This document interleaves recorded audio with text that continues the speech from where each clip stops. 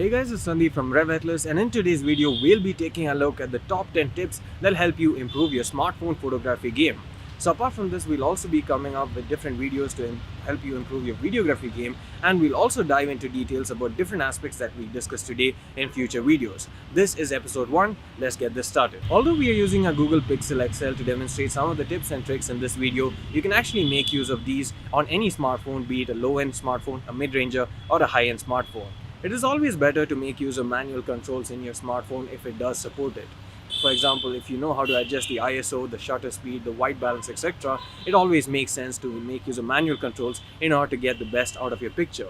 And many phones these days also support RAW image capture, and if your phone does it, make sure that you capture in RAW so that you can get the best out of the photo later when editing it. Framing and composing your image is a crucial part of capturing a really good image that involves the viewer's attention and also to tell a story. Now, it's really important to remove all undesirable objects from the frame. For example, taking a step forward or a step backward may result in the difference between a really good photo as well as a photo that's almost unusable. If you have undesirable objects, it's always better to frame it in such a way that they do not come into the frame. And other than that, you also need to know that not every photo has to be composed in a way such that the subject or the object is in the center. You can easily offset them to the side or use one of the different composing techniques such as rule of thirds and the golden ratio in order to create a more compelling image that tells a better story. We'll be discussing these in detail in the next video, but for now, that's a quick start. You also have to take a look at the aspect ratio, the resolution, the quality settings, as well as the orientation of the photo you're capturing. Not all photos really look good in a landscape mode or in a portrait mode, so you'll have to choose which is better suited for that particular photo that you wish to capture. For example, you can take a photo in a landscape mode if you want to take a look at the natural beauty, etc. But if you're taking a photo of a person, it might be better in a portrait mode as well, and you can essentially capture more of that person in a portrait mode. You can even use a Dutch tilt or Dutch angle photo by tilting the phone slightly in order to get a more dramatic feel if you wish to do so. Coming to the quality, you can choose between normal, fine and basic if you have different settings in your phone, and you can also choose the resolution based on the kind of aspect ratio you want. For example, if the Samsung Galaxy S8 has a 4:3 aspect ratio sensor, so by default the camera would capture 12 megapixel resolution images at 4:3 aspect ratio. While that is fine for most instances, you may want to have a 16:9 aspect ratio photo for more dramatic feel, such as landscapes, or you can even make use of the other things such as the 18.5:9 on the Galaxy S8, 18:9, or even 21:9 aspect ratio on your LG G6 to capture more dramatic images if you wish to do so. Although many phones these days come with optical as well as electronic image stabilization, there is no true replacement for a tripod or a stable surface in order to get the most well-detailed and sharpest image possible.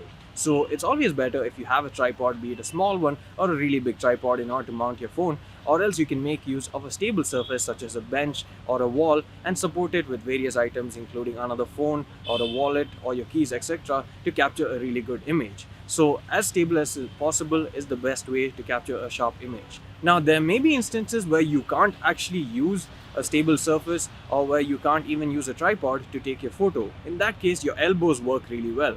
The best thing to do is actually keep your elbows close to your body, hold the phone in such a way that your hand doesn't shake, and then move around as and when you want.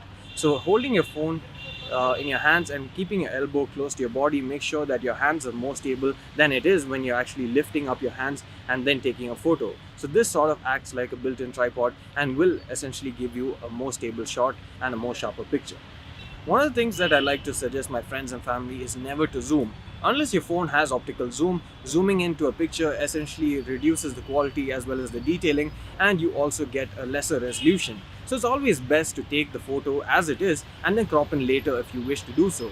You can never zoom out of a picture, but you can always zoom in. So you can just capture the scene as it is, and since most smartphones these days come with highly detailed sensors, 12 megapixel and above, you can easily zoom in and crop and create your perfect frame later on if you wish to do so. Another important tip is to never make use of the built-in flash. Now, even if you have a DSLR, no one really uses the built-in flash to take a photo. Either you use it as a bounce or you have an external flash that supports bounce in order to give a more natural lighting.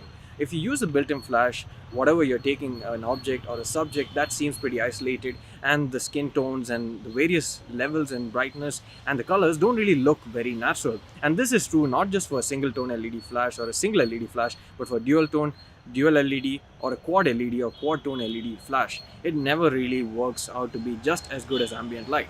So my advice is to always use the available ambient light, and sometimes the difference might just be in exposing the right part of the image to take a well exposed shot that doesn't overexpose or underexpose. So this is something that we'll be covering in later videos as well, and you can stay tuned for that to learn just how to do this. Another advice that I like to give people is always to capture onto the phone itself. I feel that the optimum performance as well as the quality comes when you capture the photos onto your phone.